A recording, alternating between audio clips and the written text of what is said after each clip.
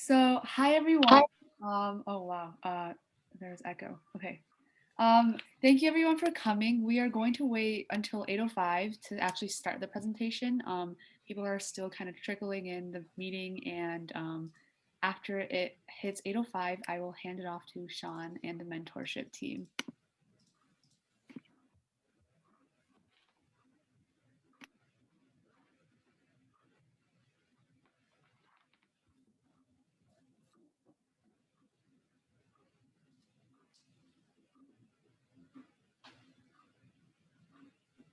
This meeting is also recorded, so if you're comfortable turning on your camera, please do so. If you're not comfortable, that is fine as well. We will be posting this on our Google Classroom as well as maybe our YouTube channel. So it is not required, but you may definitely do so.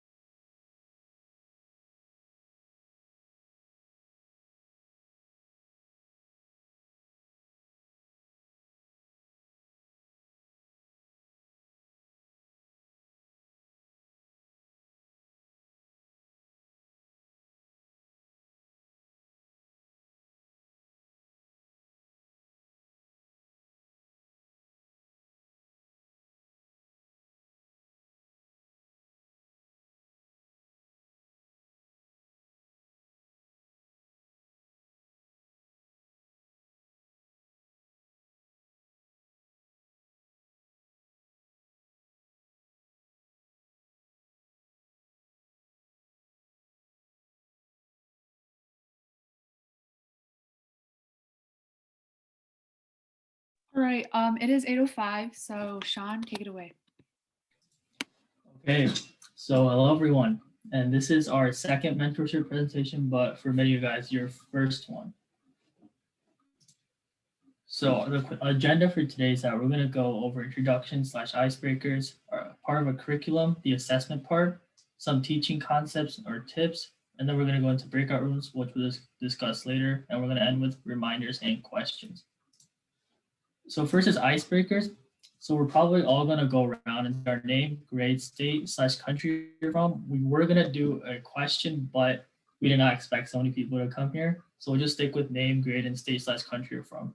So hello, my name's Sean. I'm a sophomore and I'm from Michigan. And I'll pass it down to Ching Ching. Hi, my name is Ching Ching, and I am also a sophomore from Michigan.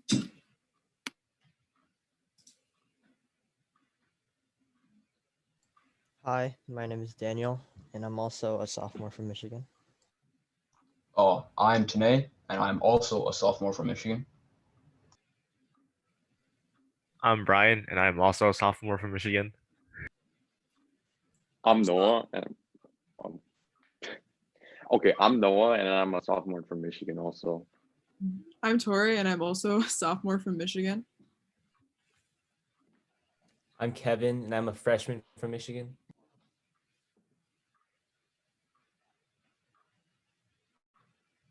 Okay, so there's like 65 members, and introducing everyone will definitely take like 30 minutes. So if you guys want to drop your name, grade, state, or all the bullet points in the chat, that would probably be a lot quicker. And we can just have the board introduce themselves. So everyone who is on the core team, just introduce yourself. I'm Saswat. I'm a sophomore from Michigan.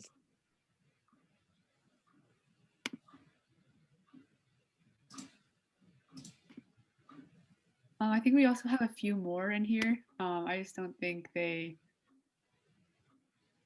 Nikki? Okay, it's okay. Hi, I'm Nikki. I'm also a sophomore from Michigan. Okay. As you can see, everyone is mostly from Michigan. That is only for the mentorship team. It is more diverse on the other teams. So yeah, nice meeting you all, and I'll let Sean continue. So next part, we're going to talk about the curriculum. All right, guys. So in terms of curriculum, in these initial stages of your tutoring is assessment. And what we mean by that is assessing your students based on their needs, assessing what they need. Before starting any teaching, you guys are responsible for testing your student to see what level they are in their English. You may need to start with something basic like the ABCs, while for other students, you may start at more advanced concepts. As a tutor, you must be a facilitator, a role model, and a motivator. It's your job to make sure that ends meet successfully for your students. You need to understand how your students learn best, what speed they learn at, and what impacts their success. Most importantly, in these initial stages, you need to understand areas which you need to address with your students learning goals, as in where they would like to improve in, and how you're going to help them reach those goals. Starting off, you tutors can create small quizzes containing grammar, comprehension, and vocab questions. And based off your student's score, you can determine how much of the English language they know and where you can get started on teaching them. All right, so that was the assessment part of the curriculum. And now we're going to talk about some teaching strategies. So first part, teaching concepts. As tutors, you guys are expected to create expectations that will support your students' learnings. So if you have a student who is a beginner, doesn't really know much English, you would probably want to work on pronunciation, proper grammar, vocabulary, and fluency. If your student has some experience speaking English, you guys would probably want to focus more on putting them in real life scenarios to help them develop natural language use, so that way, when they actually experience a real life situation, they'll know what to say. An easy example would be when you meet someone new, since that happens all the time. So this is a guide to approximate the speed and stages of which your students will develop as they learn to fully grasp the English language. So the first stage is receptive, which is where students learn basic words and pronunciation, but they cannot properly communicate yet. Second stage is early production. Students have acquired some simple words and phrases and understand more than they can produce, but they still have many errors when communicating. The third stage is speech emergence, which is better comprehension. Students also start communicating simple sentences, reading and writing starts occurring, but they still suffer from a few errors here and there. Intermediate fluency is the fourth stage, which is where they have excellent comprehension. Students use complex sentences and begin thinking English, and they have fewer errors. And the final stage is advanced fluency, which is full comprehension of English, excellent grammar, mastery of idioms, and sociocultural nuances and other complexities. So here are some tips to teach English effectively. Like number one, keep things simple. Try to talk in the most simple way possible, especially if your student barely knows any English. So like everyone learns at a different pace. You just gotta match their pace, right? Always check for understanding. So always make sure your student understood what you taught or said. You can look at their body language and face expression to get a general idea. And you can also make like quizzes and tests, like said before, to help like see if they understand or not. Give them lots of time to practice. You shouldn't expect your students to understand everything right away. English is hard. Like any language, learning any language is really hard, right? Show, not tell. Don't say a bunch of words to your students. Always have something else there for them so they can understand better, whether that be visual cues or problems going along with what you're trying to say, up to you. Yeah. Always be positive. If your student gets something wrong, never yell or show any anger or annoyance at them. Like, it's going to be hard for them to learn, especially during COVID. And always be encouraging. Don't say anything negative. Don't be boring. No one likes learning if it's boring. Try to make things fun, you know. I'd want to learn in a fun way if I was a student. All right, it's time for breakout rooms. So please go to your designated room. So room 1 is China, room 2 is India, and room 3 is Korea. Please type in the chat if your designated countries are not here. But in the breakout rooms, you're going to say the name and answer one of these 2 questions. The corresponding country reps will also be joining your room. So for example, India country rep Saswat will be joining the India breakout room. And of course we have more countries, but these are the confirmed connected countries we have right now. And so if your country is not on this room, just stay back and we will try to get you sorted.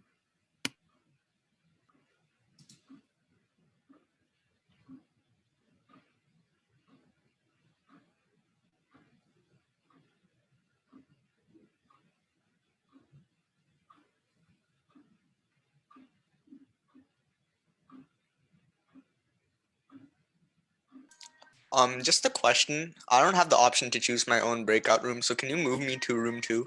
Yeah, of course. Yeah, can you do that for me too? Thank you. Both of you, hold on. Nikki, could you join room 1 just because China rep isn't here today? Yeah. Awesome, thank you.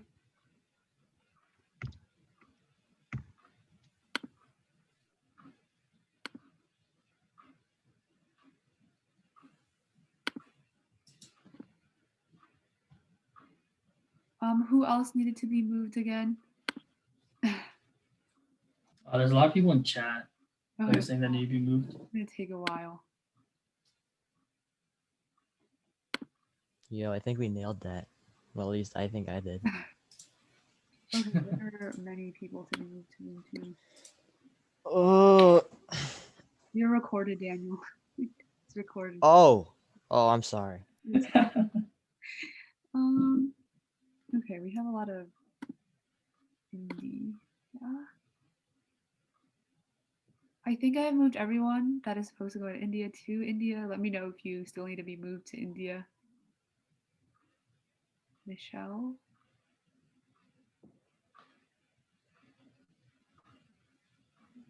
Okay. Did I move? Oh shoot, I'm so sorry. For those that haven't been moved yet, please let me know. There's just too many people.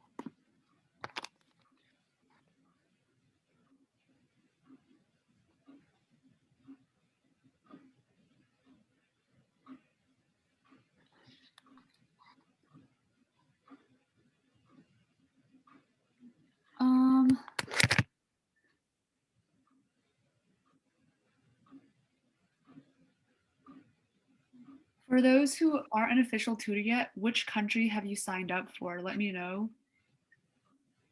And then for the mentorship team, could you guys all like kind of separate into different rooms just to help out the country reps because there's a lot of them. Could Noah go to India if he's not already? I mean, Korea, my bad. Yeah, he's already in it. Okay, great. Do I go, or do you just want me to go to? I'll go to Korea. Okay. And then Lena is Korea. If I moved you in the wrong, I feel like I moved her in the wrong room. Where else are Sean and Kevin and Tori gonna split up? For the rest of everyone here, do you guys want to be moved to any country, or do you just want to, or is the country you applied for like a different country? I guess I'll just go to the Korea one. Yeah, okay. Could someone go to the China one? Nikki's having a hard time. I'll hop in China later, but I got it. I'll go to China. All right, thank you.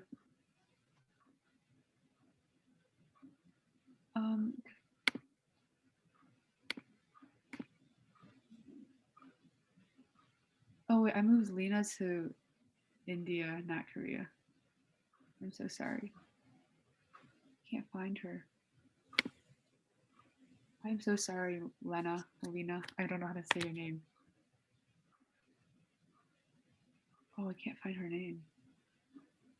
For the rest of the people here, do you guys have to be anywhere as well?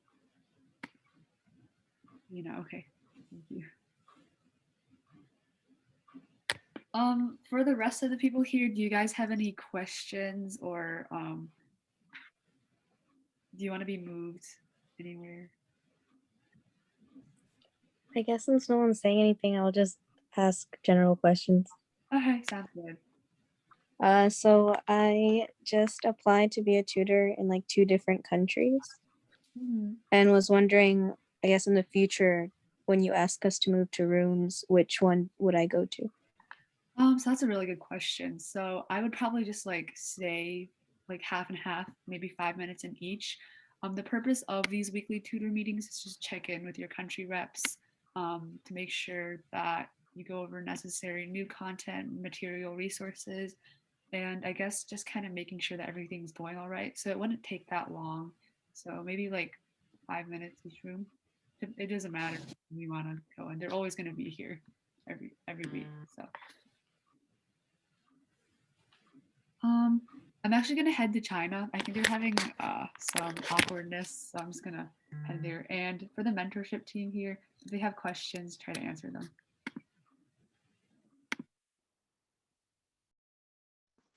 And my third wish is, oh shoot.